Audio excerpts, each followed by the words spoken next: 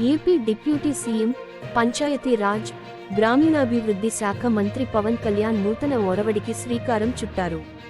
బాధ్యతలు స్వీకరించిన దగ్గరి నుంచి ప్రజా సమస్యల పరిష్కారానికి విశేషంగా కృషి చేస్తున్నారు.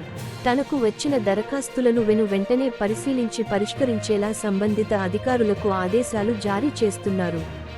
జనవాణి, జనసేన, భరోసా పేరిట పవన్ కళ్యాణ్ వినూత్న కార్యక్రమానికి శ్రీకారం చుట్టారు. ప్రజలు ఎదుర్కొంటున్న సమస్యలను సంబంధిత శాఖలకు పంపి పరిష్కారం కోసం పవన్ కళ్యాణ్ ప్రయత్నిస్తున్నారు. అర్జీల స్వీకరణలో భాగంగా శనివారం నాడు జనసేన పార్టీ కార్యాలయంలో ప్రజల నుంచి ఫిర్యాదులు స్వీకరించారు.